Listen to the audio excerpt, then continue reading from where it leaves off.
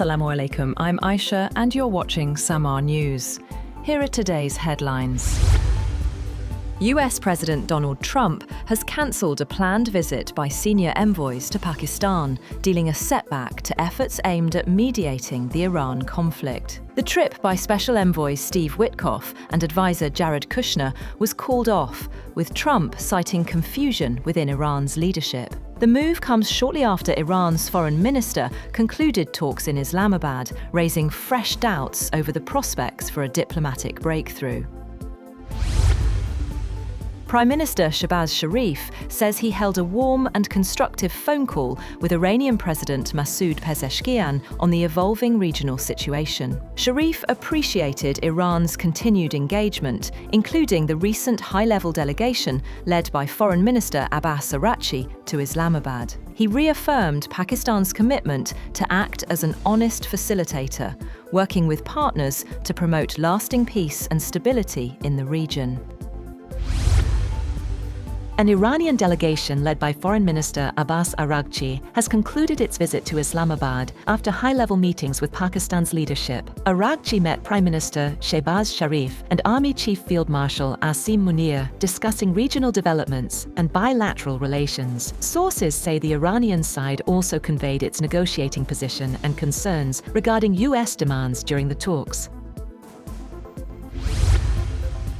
Iran's Foreign Minister Abbas Araghchi has met Prime Minister Shehbaz Sharif in Islamabad, with discussions focusing on bilateral ties and regional developments. According to Tehran, Araghchi thanked Pakistan for its efforts to facilitate a ceasefire with the United States and for hosting key talks. He also reaffirmed Iran's position on ending the war and emphasized the importance of stronger relations with neighboring countries.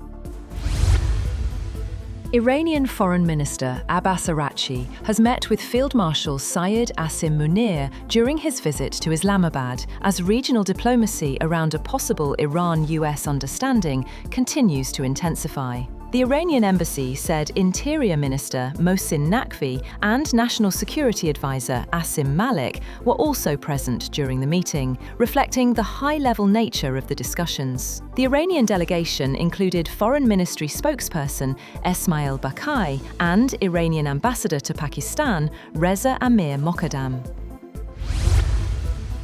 Also, Iran has denied that Foreign Minister Abbas Araghchi is scheduled to hold negotiations with the United States during his visit to Islamabad, pushing back against reports that American negotiators are heading to Pakistan for talks with Tehran's top diplomat. The IRC-affiliated media reported that no negotiations with the United States are on Araghchi's agenda during his trip to Islamabad. The outlet said the visit is only aimed at consultations with Pakistani officials on Iran's position regarding the end of the war. The Revolutionary Guards also rejected the White House's claim that Tehran had requested direct talks with Washington.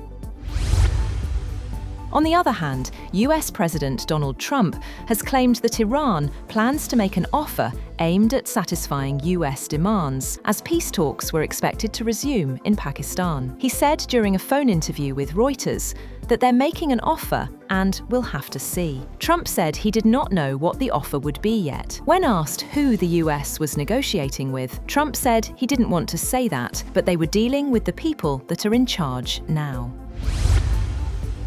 Iranian President Masoud Pezeshkian has urged citizens to reduce electricity and energy consumption amid ongoing pressures on the country's infrastructure. According to reports, he warned that external attacks aim to create public dissatisfaction and stressed the need for unity during the crisis. Pezeshkian called for practical measures, asking people to limit unnecessary power use in their daily lives. Turkish Foreign Minister Hakan Fidan has said that Turkey could consider taking part in demining operations in the Strait of Hormuz, following a possible peace agreement between Iran and the United States. Speaking to reporters in London, Fidan said a technical team was expected to carry out mine-clearing work in the strait after any agreement, adding that Turkey viewed such efforts positively in principle as a humanitarian duty.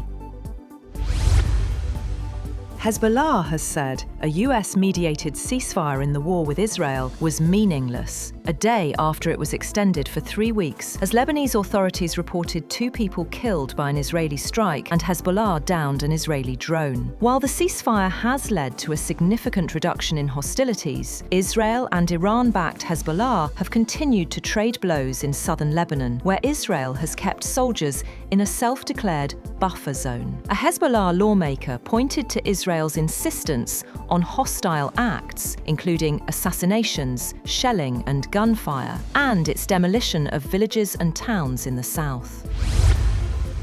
That's all for now. For more updates, visit www.samaa.tv. Thank you for watching SAMAA News.